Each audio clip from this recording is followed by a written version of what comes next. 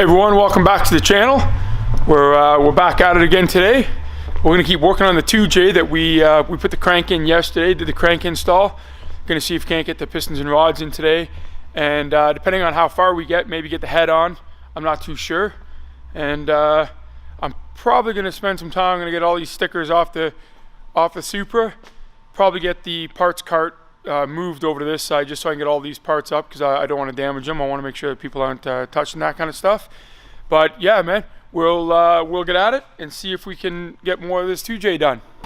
Okay, so we've got the block prepped. We've got the crank in, put the crank in yesterday. It was yesterday's video. I've gone over, I've cleaned the cylinders one more time, inspected it just to make sure there's no dirt or debris in there. We're going to install the pistons now. So what I've done, I'm going to do 2 pistons at a time.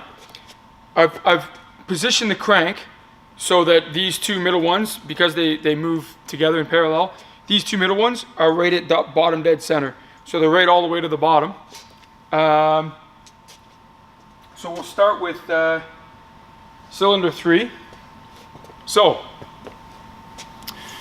when you're putting the piston in, you can see I've got an arrow. So this is my exhaust side, this is my intake side.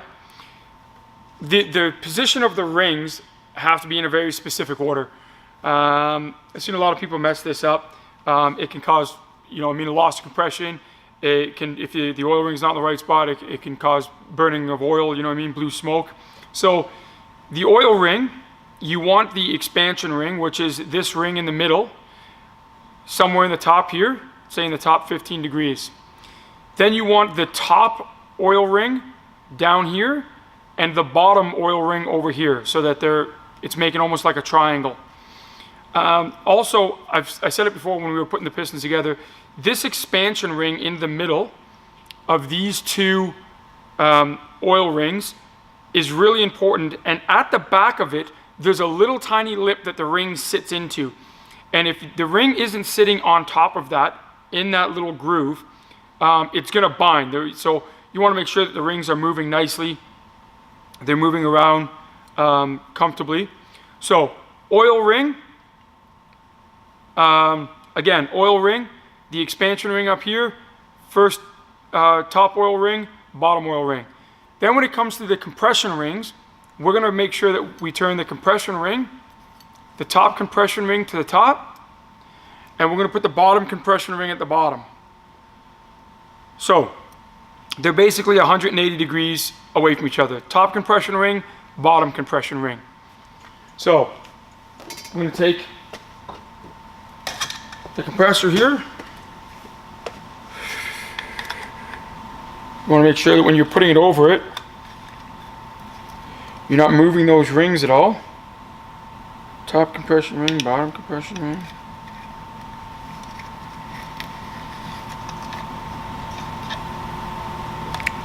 Like I just did. So I'll show you there. What happened is when I put it on there and started moving it, my top compression ring moved. My bottom compression ring moved just a touch.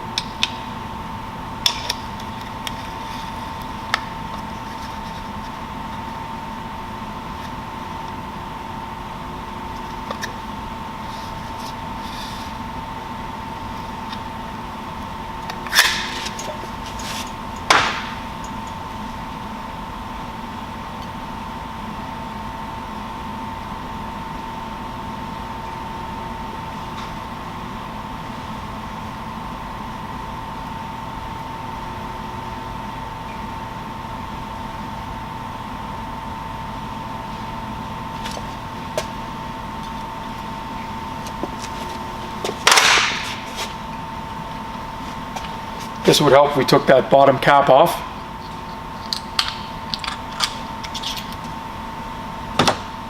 I'm going to submerge the bolts in 30 weight oil.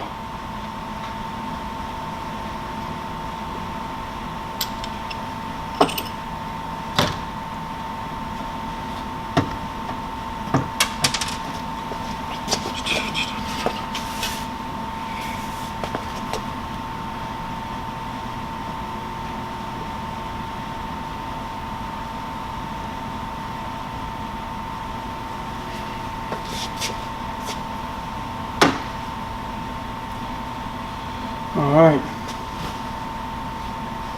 Make sure the assembly lube's on there. This is cylinder 3. Now again, for those of you that have been following the channel, you'll know that I numbered them all because when I filed the rings, I filed the rings to the cylinder. So if there's any variance in it, this one here is going to be set at exactly, and I've balanced the engine, and number 1 and number 6 are slightly, I think 1.8 grams heavier than the rest, which is nothing, but it is good to balance that out. So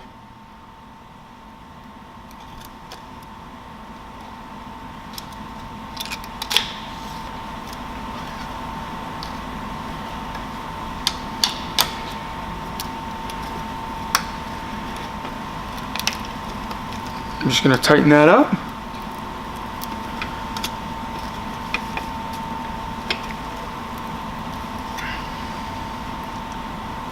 Nice and tight on there.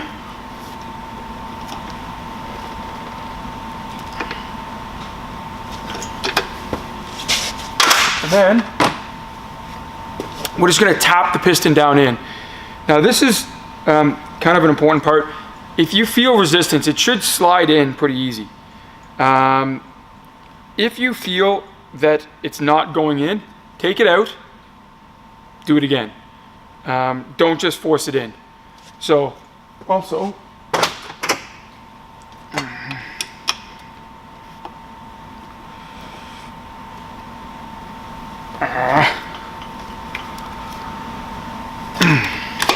so I'm going to take that back off because I got ahead of myself a little bit. Again, this is another controversial part of building an engine, is the lubricant. So, I use WD-40. A lot of people use oil.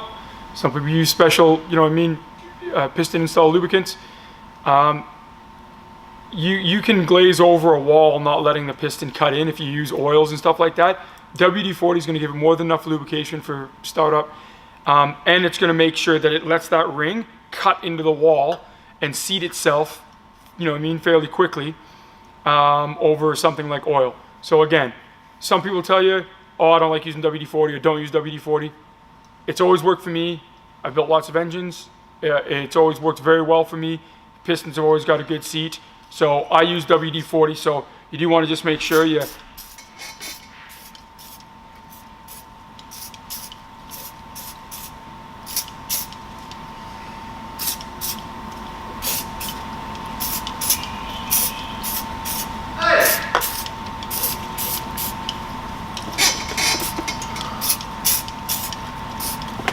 I'm also going to hit the piston.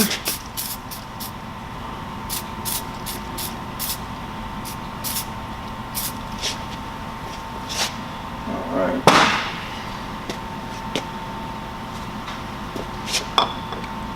Let's put that back down in there. The rings are all good still.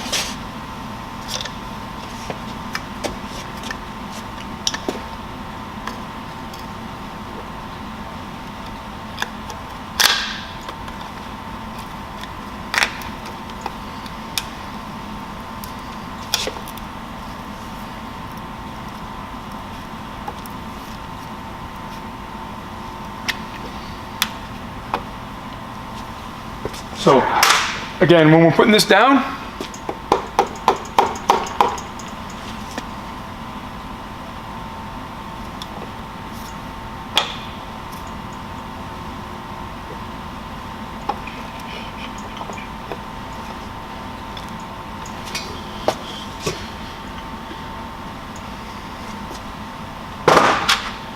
I feel like it's binding a little bit there. I'm gonna loosen that off. Push that flat. Make sure that I'm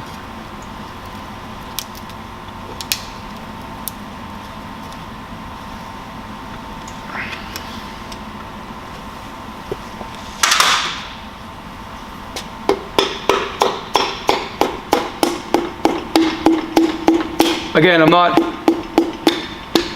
not hitting it hard. I'm just tapping it very softly. I want to make sure that nothing's binding, that it's going to go in nice and smooth. And if you feel something binding, again, take it out, check everything, make sure it's flush, do it again. You definitely don't want to crack a ring land, you know what I mean, damage anything inside there. I'm going to do that for all the cylinders, 2 at a time.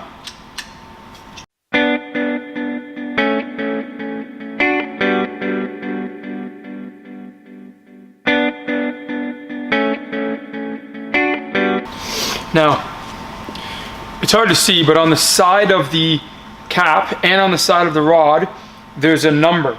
And you always want to make sure, like I'm laying mine out so I know where they're going, but you always want to make sure the number is with the number. So I don't want to take this cap and turn it around. You always want to make sure it's going on like so.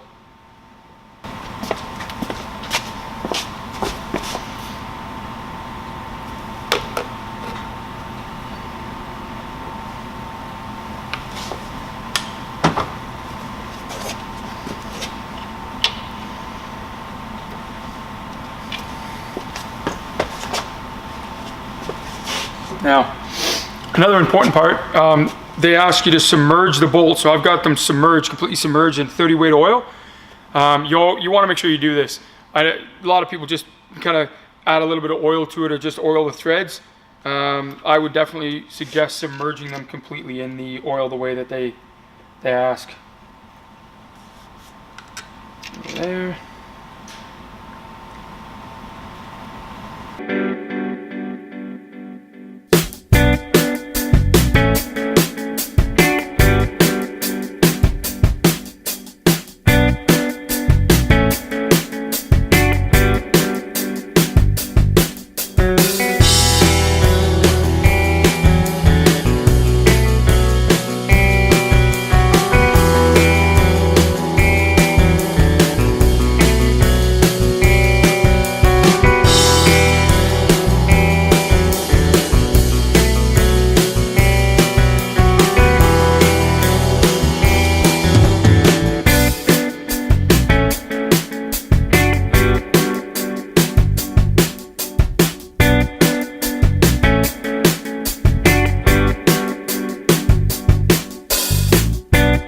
So all I'm doing now, I'm just checking clearances to make sure everything's spinning in there correctly.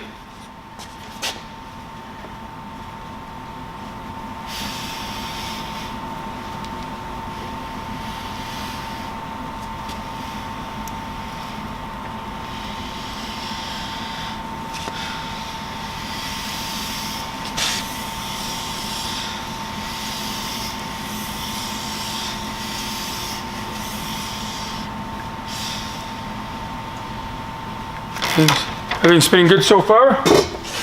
Move on to the last two.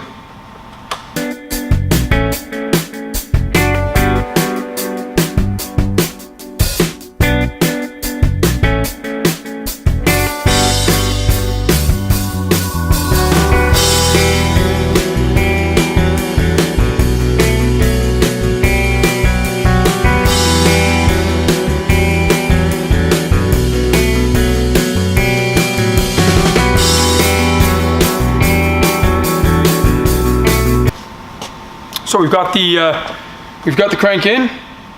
It asks for 60 foot-pounds. 60 foot-pounds. All right, so it's in. All the pistons are in. It's torqued down.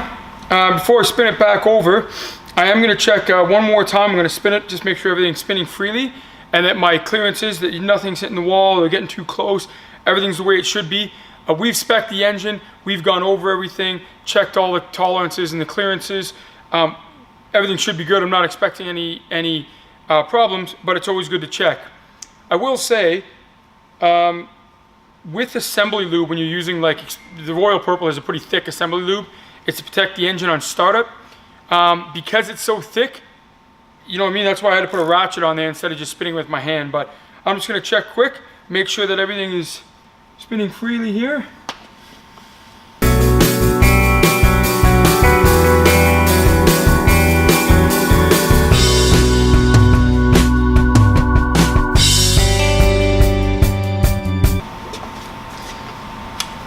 expected, everything's spinning freely. Spinning nicely in there. Freewheeler.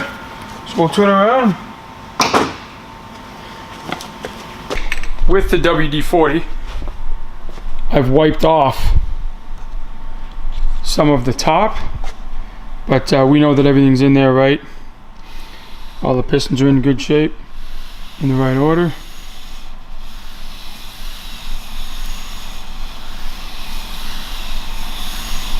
There it is, guys. So now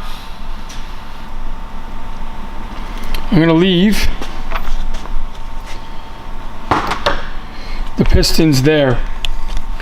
Now I'm doing this for a couple different reasons. I'm leaving them all down so none of them are at top dead center. And the reason I'm doing that is later on when I go to install the head, I'm going to take that front crank pulley out so nobody can spin it.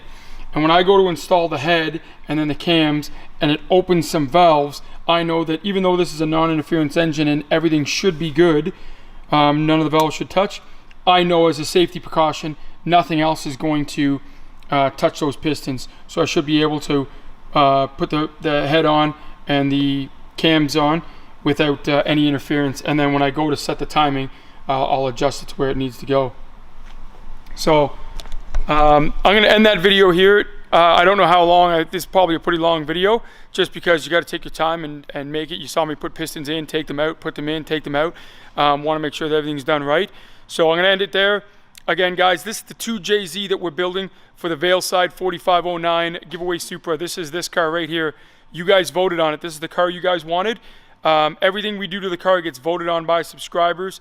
There's tons to do. You can see here I've got the rear sub-assembly apart. I've still got to get the engine off the cradle and get that cradle powder coated. The brakes, the Supra brakes won by a long shot, guys. Like I think 76% or something like that voted for the Supra brakes. So we're sticking with the stock Supra brakes. And I'll get over here. For those of you that are new to the channel, we're getting tons of new subscribers every day.